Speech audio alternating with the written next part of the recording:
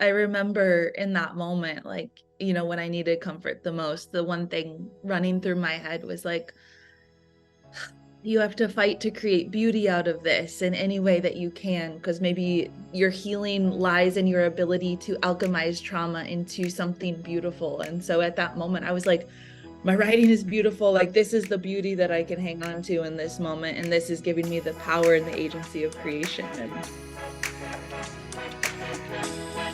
Welcome back to the You Need a Counselor podcast. This is a show presented by Heart and Solutions Counseling Agency.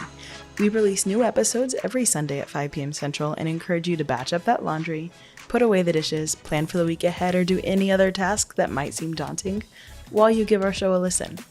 You might just be encouraged to call your therapist, connect with this week's guest, or seek out those services you've been considering for a while but haven't made the commitment to yet.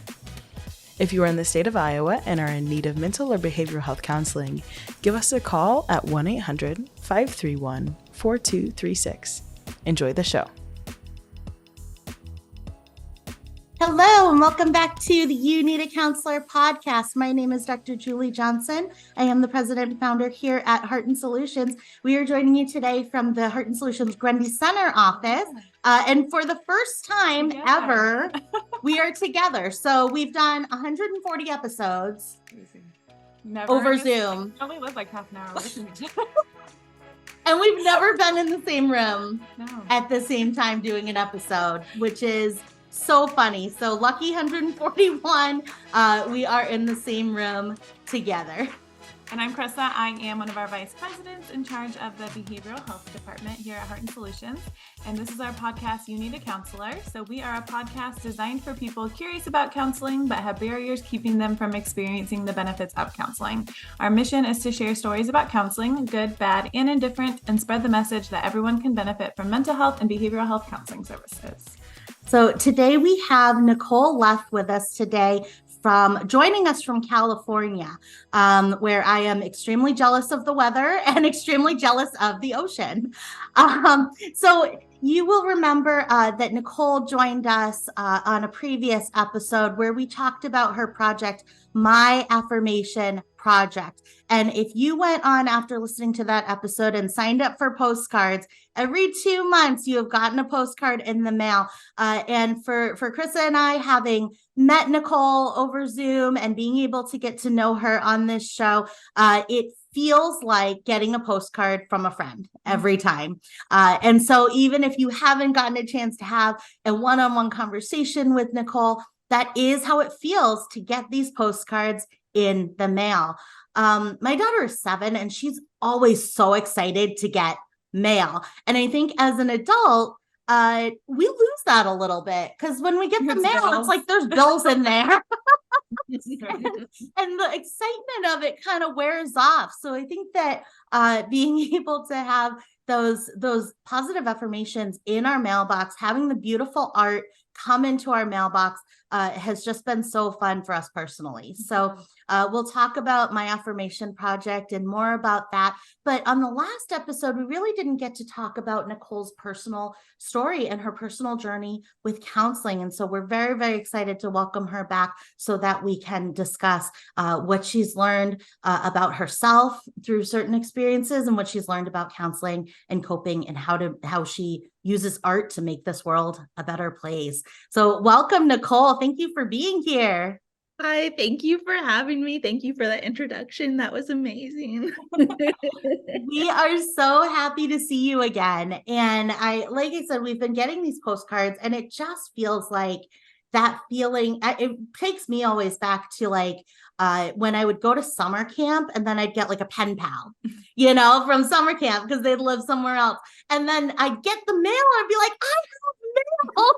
And I'd be so excited. And then I'd write them, back these letters. So it just kind of takes you back to that. And in a world where your mailbox is full of bills, what a bright light that you are sharing with so many people. So tell us about My Affirmation Project. Get us kind of caught up on what you've been doing. Yeah, so My Affirmation Project, as we discussed last time, was a project that unofficially started when I was 17 and officially started in 2019 when I started putting up large-scale, anonymous, compassionate billboards around the world. And in the past year, I have just been growing and expanding my art practice. I consider it my art practice as an artist. And I have started kind of moving from the billboard space. I still love utilizing large scale billboards and large scale ways of sharing messaging. But one of the more recent projects I did on Valentine's Day of last year was I created 100 affirmation mirrors that said compassionate statements, and I put them all over Los Angeles. They were like body-sized mirrors, and it was a very beautiful experience to like implant them around the city on Valentine's Day. I have also been collaborating with my husband, who's a professional quilter. I know it's a thing. And we've been making affirmation quilts, one of which you can see behind me. They're like these beautiful, huge handmade quilts that I then will write an affirmation and like meticulously hand paint it on. And we leave them anonymously for free in public spaces around the country with a sign that says, if you find this, you can keep it. It was made with love for you. We started it in 2020 and we've dropped, I think, over 30 around the country. And like specifically this year, we've been doing a lot more of these quilt drops. And then just smaller iterations. I've been leaving bouquets places. I've been doing free flower shops. I have been continuing the postcard project and just trying to get creative about how to integrate compassion into our world in free and anonymous ways. That's amazing. I did not realize that was a quilt behind you. Yeah. That's so good. Yeah, it looks like a tapestry thing. So where do you get the ideas for what you put on those quilts or the mirrors or the postcards that you send out? I have a journal, and every time that I feel inspired, I will just like constantly be writing ideas. But honestly, like it all comes from a place of like, I am writing the things that I desperately wish somebody was saying to me. And that's always been kind of the way that I come up with the writing for this project. Like since 17 years old, I just like my self-soothing is sitting with an open journal and writing the things that I wish that I had someone saying to me that would provide hope or strength during whatever I'm going through. So that is where those words come from. And that's where they've always come from. Wow. I mean, how powerful to do the mirrors. And when you said 100 mirrors, I wasn't picturing body length mirrors because I don't picture enjoying body length mirrors.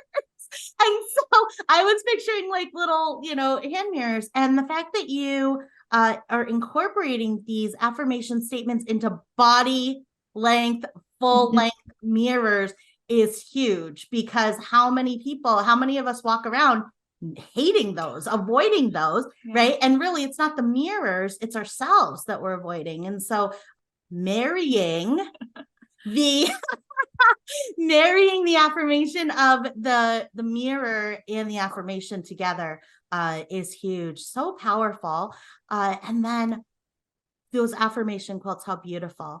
And so what I love about what you do, the billboards, the quilts that you leave around, or not leave around, but that you put places for people to find, the postcards, is that there's a sense of anonymity about them. And so sometimes when we get a gift or we get an affirmation from somebody else, our brains kind of automatically go to that negative place, right? Of sometimes we think, well, they said that because they have to, right? My sister says that because she's my sister. Of course, she thinks I'm great, right? Or of course she thinks I'm terrible. I don't know, but so but we think these things, or we'll say like, oh, that person doesn't even really know me, right? Or oh, that person doesn't even.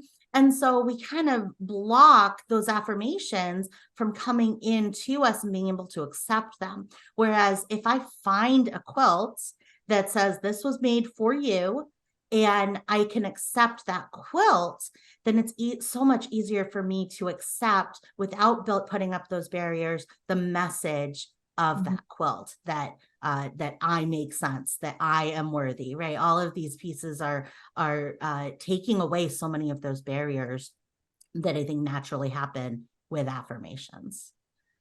Yeah, I totally agree. Like that's something I think about all the time is like my anonymity when I create this work is so important because like we live in a world that like I think there's just so many examples of conditional love in which you receive love but then you feel as if you have to owe something or like the context of who gave it to you, like there's just like this weird back and forth and like I really, really, really want to create access to unconditional love. And like the only way I know how to do that is anonymity, no strings attached. Like this is for you and you can engage with it however you want. Like you can throw it away if you want to, but I made it with love for you.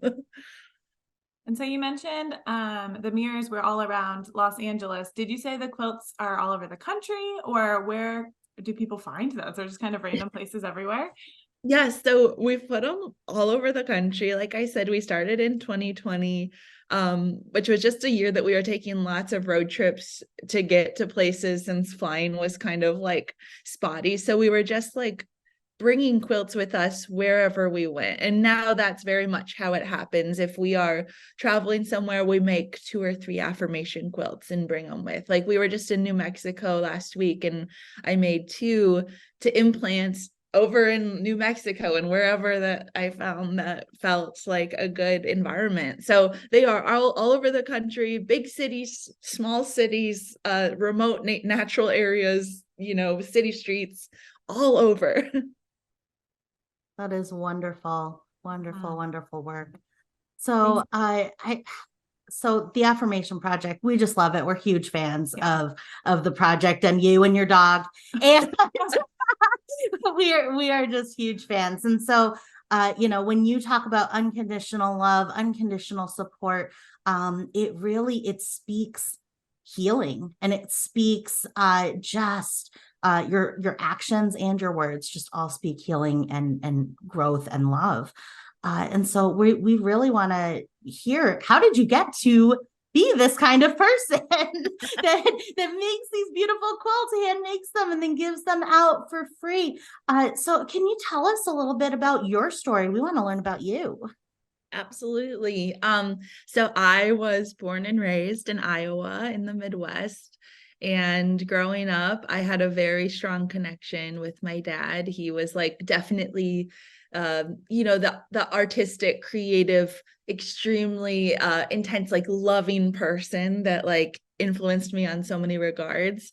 Once I got to a certain age, it became apparent that he was struggling with addiction, and that became like a very big part of my childhood was being and standing with him through this addiction. I was very involved in the whole thing. I started going to like weekly AA meetings at the age of 10. And so I was just like always very enmeshed in these communities of healing and openness and connection. Like I honestly feel like I kind of like grew up in the circle of an AA meeting and just like deeply was taught to be open and internalize and deeply hear everybody's story.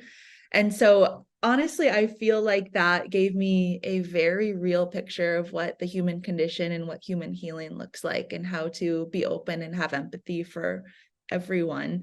Unfortunately, when I was 17, my dad ended up taking his own life, and that was extremely hard. At the point that he, completed the act of suicide, he had already attempted 16 times. This was like a very long and strung out thing to grow up, with. And it was a very challenging thing, but I always also think that it was, one of the most it was the most important moment of my life, and like in a way that it shaped me. It made me into an adult. It made me like just very, very strong. And that also led me to finding therapy. I had started therapy when I was, I think, in the 4th grade, once his addiction started getting, more prevalent.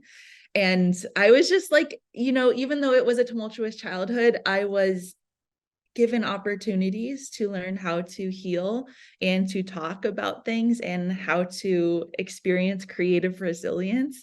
And everything in my art practice now is directly tied to that. And so, yes, when you ask about like where I got my start and, how I'm able to do this work and what the intention is, it's all stemming from that space of understanding and survival. Is that how you got into journaling? Was it something your therapist recommended? Had you always been journaling? So yes, the moment that I got into journaling, I always was a creative girl. I was always writing a lot, really enjoyed just like, you know, writing, recording my emotions, recording things. But I remember the night that we lost him, I didn't know what to do with myself. So I went home, laid in my childhood bedroom, and the only thing I could think to do was open that journal and start writing things that resembled affirmations, essentially just self-soothing myself, writing down the things that I wish I had somebody telling me. And like no less than a week later, I was venturing out into the world to put those, spray paint those up on buildings and, start sharing those externally. So the journaling did come naturally from a therapist, but it also then became it became my actual healing process, like at the moment that everything kind of happened, if that makes sense. To go through the rooms of AA and to kind of grow up in that experience, I mean, it sounds like you were able to really take a lot of those tools with you and utilize a lot of those tools. And then to lose your father and in this way, and especially when somebody completes a suicide after so many attempts, every attempt feels like a loss of that person.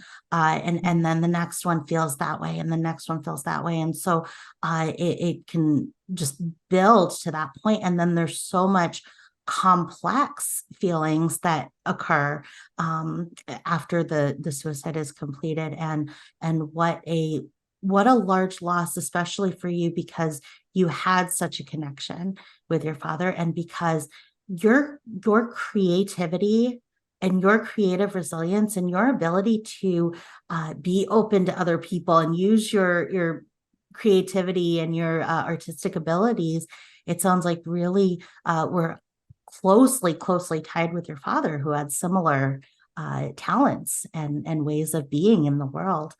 And so such a loss that now we can see how that has turned into this beautiful, beautiful work that you are doing. So the journaling being one way that we always kind of, and especially, in AA, it's where do we go when we need comfort?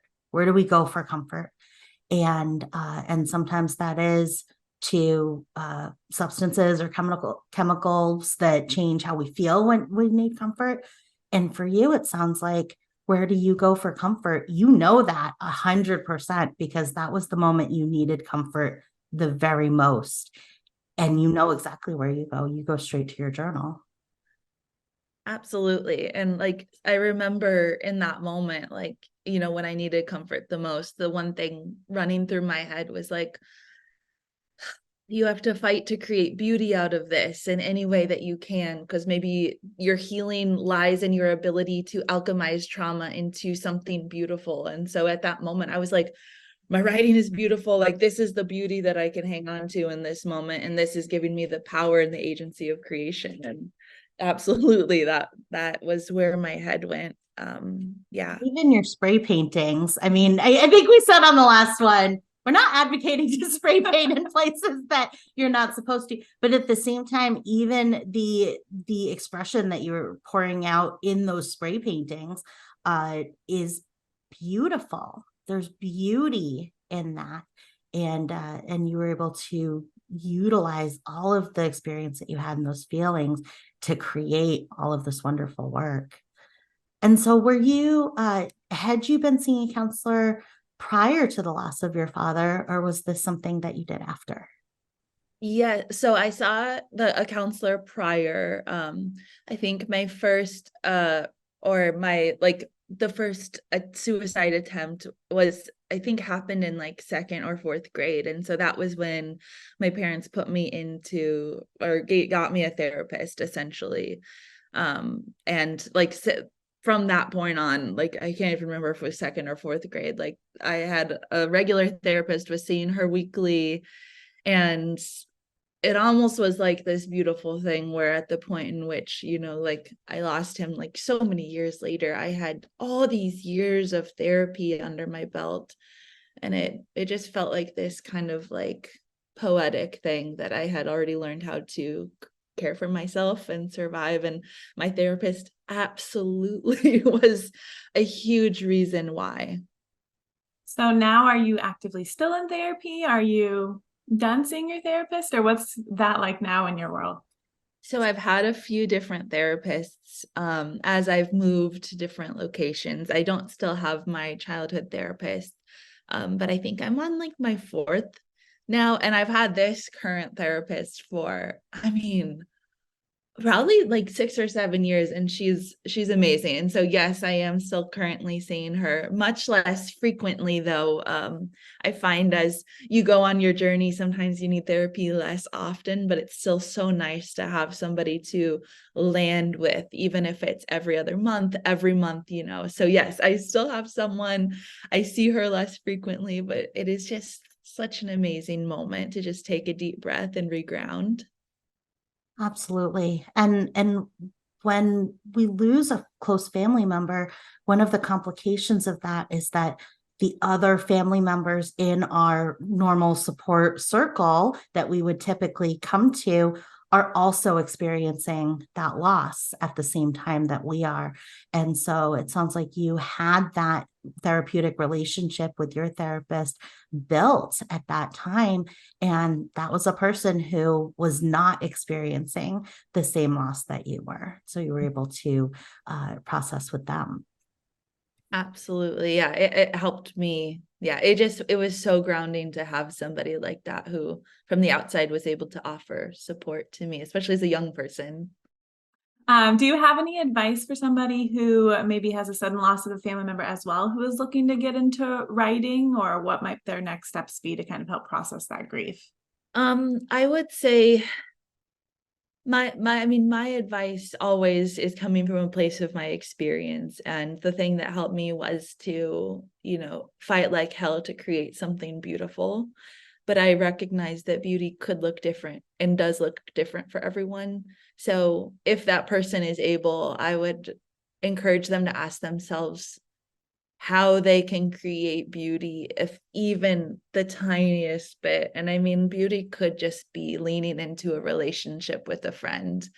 It doesn't need to be some type of crazy output or creation into the world, or it could just be, you know, um, embedding yourself in a new hobby, or, you know, allowing yourself permission to experience something. I would just like encourage them to identify a small bit of beauty that they could lean into to help them heal and help them balance out that trauma and that grief. What you're creating is so public facing. There's so much that you're doing for the community and for the public. And I love that your focus though isn't on, okay, I got to put this out there. The focus is I got to create something, anything that is beautiful and feels meaningful to us.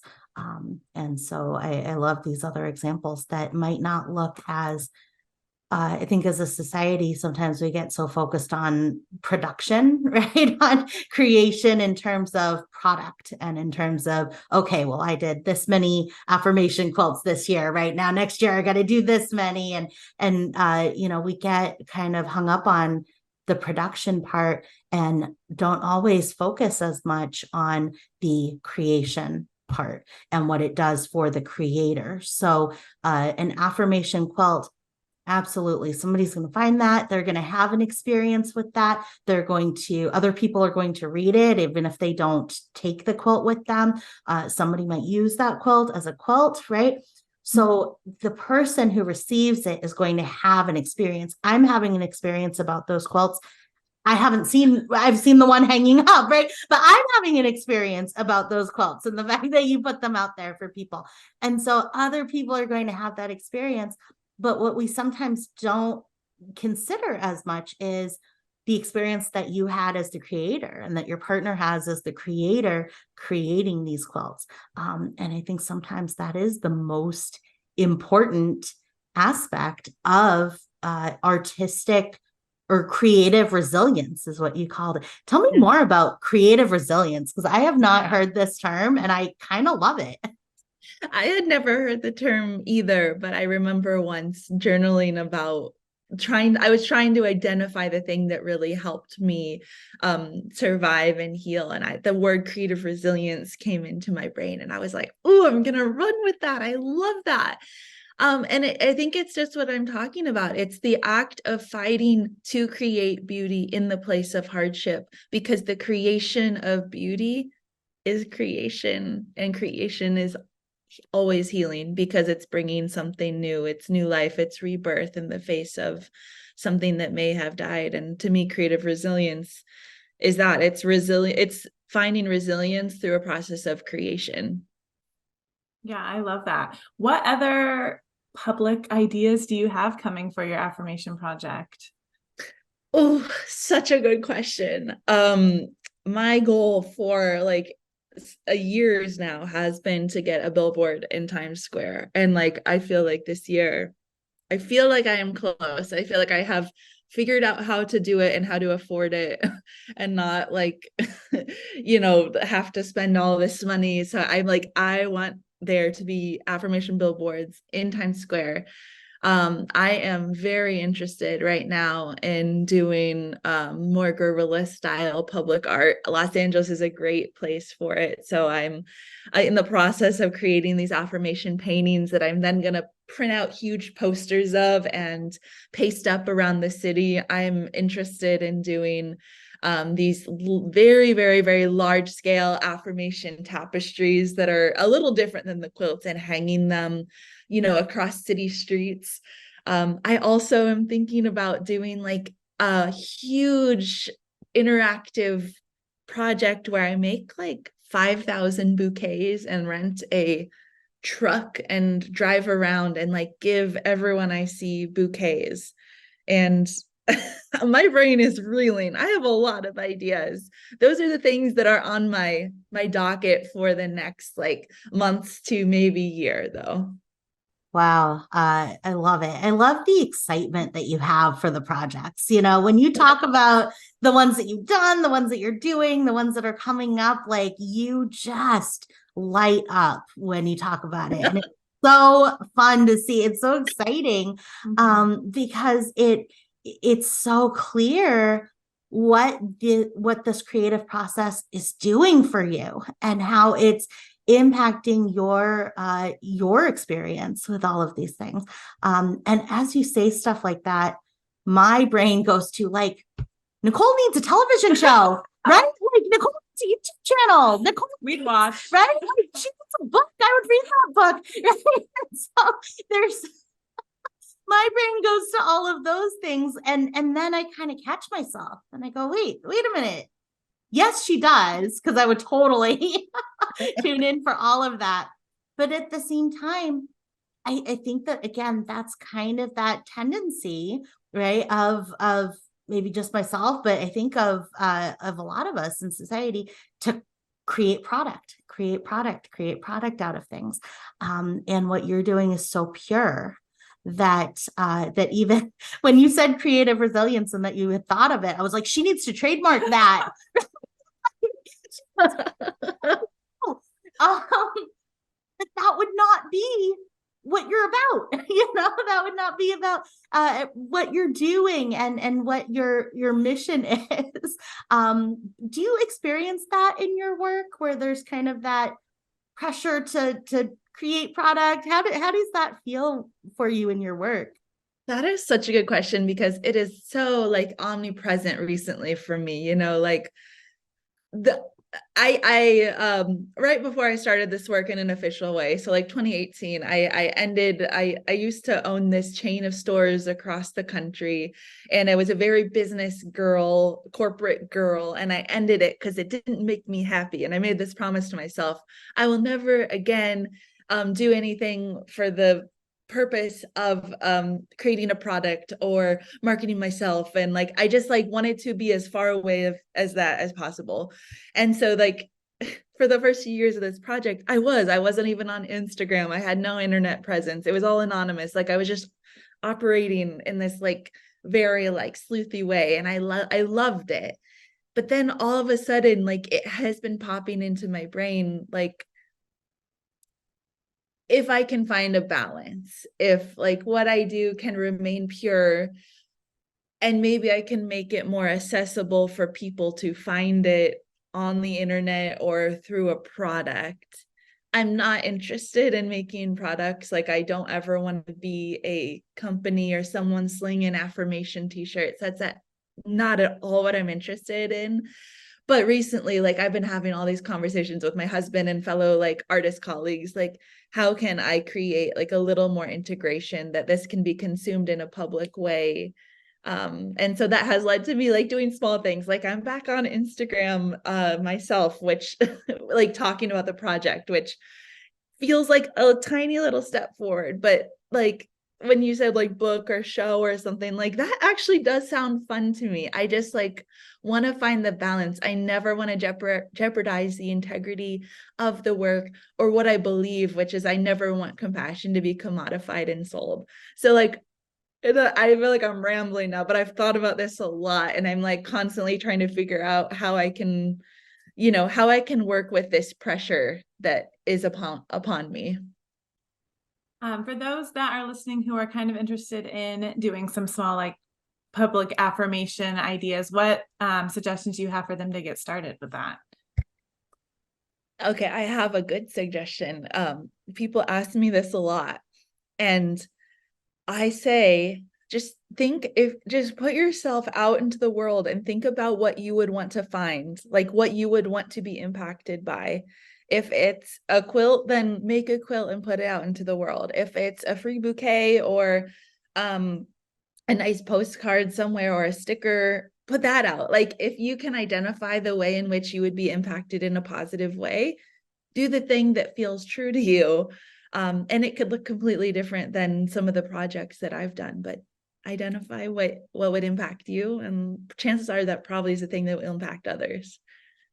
And so, having gone through counseling from a young age and continuing that counseling relationship, and then continuing with a new counseling relationship and a new one, it sounds like you have just continued to grow as a person and grow in your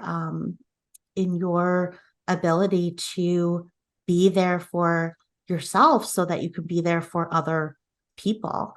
As you're telling your story about your career change, that is huge. I mean, that you had that and made that decision is huge. And so I think that is just a testament to you and a testament to your willingness to continue that work. And even if it's every other month, they check in with my counselor so that when something happens that I need that support, that I've got that person there and I'm not starting off with a stranger, because nobody wants to do that.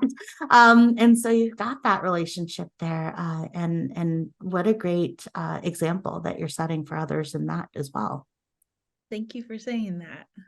Yeah. I mean, there's beauty just in that, there, and as you talk about, if somebody's listening and going, I want to use my creativity a little bit to help myself heal from things or to help myself cope with things that are painful things. I want to use that creativity for that. And you being able to say, I'm doing this on this larger scale. You can do this too on any scale that feels right for you. Is so empowering and so helpful for people to hear, because it's a message we don't hear enough. Mm-hmm. We don't hear that enough, that it's enough, that whatever we do for ourselves in terms of creativity, whatever we do, whether we put it out there to others or not, is enough and is beneficial if it's beneficial to us. There's there's value in that. There's so much value in that. And in some situations, it's everything. So I just love the example that you're setting for others. It is so beautiful. Thank you so much for saying that and seeing that. I really appreciate that kindness. I love the work you're doing. So if you could give maybe one suggestion to somebody who's on the fence about starting counseling, what suggestion might you give that person? I would just suggest, or I would recommend to just have an open mind and just to be open and to lead with love and trust and try it. And just really, look inward after you try it with how it makes you feel. And, I think there's sometimes still stigma around talking to a therapist or making that first step. But if you can be open and be an advocate for your own well-being and healing, sometimes it takes like getting uncomfortable, and try it. And then decide from a place of knowing what it's like, like instead of deciding from a place of not knowing, decide from a place of knowing and having had experienced. And then whatever you decide is okay, but at least decide from a place of knowing. And when you originally started counseling, it wasn't really your decision. How did that go for you? Because for a lot of people, it's not our decision. And sometimes that's like the best thing that could have happened to us. And sometimes it can be a barrier to continuing counseling as an adult. How did you cope with that or experience that? I remember feeling like embarrassed and scared, and I don't think I ever thought it was like stupid, but I was also a young child, so I was just like, what? Like, I don't want to do this. I'm embarrassed. Like, is something wrong with me? So yeah, there was a lot of resistance. And then I remember after my very first session, I was like, oh, therapy is sitting with a warm, welcoming person and getting to share your human experience so you don't have to carry it by yourself. This is really, really nice. And this is actually what I need. And so like that resistance faded away after my first experience with my therapist. Well, I love that. And as we're a child and we have a therapist, especially having that long-term relationship, that person becomes every bit as important as a role model to us, in terms of our feelings and our worthiness as a human, as any other caring adult in our life. So thank you so much for sharing that too, because a lot of times parents, will think about counseling for their children if something has happened, if there's a separation in the family or a loss in the family, and it can be very challenging for parents who might be listening to think, should I sign up for counseling for my child, right? Is that going to be challenging for them because of the stigma? Is that going to be challenging for them because it's an unknown adult? And I just think that your story can really help any parents listening who are considering doing that, because it was such a great experience for you. Absolutely. Yes. Thank you so much for that. So Nicole, we always love talking to you. It is like you are like absolutely one of our favorite guests. We just love talking to you. I feel now when we start the show, I tend to be very high-pitched and quick talking. And I feel like by the end of our episodes with you, I'm like slow pace, calm. My voice has gone down an octave. And it's just wonderful to talk to you again. We love getting the postcards from you. It's just so fun. And so we really, really encourage, just from personal experience, that anybody go to my Affirmation Project online and sign up for those postcards. They are completely free. You put in your address, you do not have to put your name in there. You can put whatever name you want. If my daughter did it, she would put Monica Sparkles in there. And I should sign her up, actually. And she'd put that in there, and it can be totally anonymous. You can sign your friends up, which I thought was so cool. And you put their address in there, or your family members, you put their address in there, and then they get a surprise in the mail every couple of months. And it's just wonderful, wonderful to see. So thank you so much for being here. We love having you here, Nicole. It's always wonderful. Having me. We love it. I'm Nicole Leth, and I need a counselor. Awesome. Great. Well, I'm Chrissa Hunt. And I'm Julie Johnson, and we need a counselor. And so do you. Bye. Bye. Thank you for listening to the You Need a Counselor podcast. We are so grateful that you're here. Now, we want to hear from you. Text us or give us a call at 515-650-3231. You can also find and connect with You Need a Counselor on Facebook and Instagram. If you've enjoyed today's show, please take a moment to like, review, or leave a comment, as all of these things help others to find and benefit from the podcast as well. If you're in the state of Iowa and interested in mental health counseling or behavioral health intervention services, give us a call at 800-531-4236. And if you're a provider seeking play therapy CEUs, you can find us on patreon.com/youneedatraining. We'll see you for the next episode, Sunday at 5.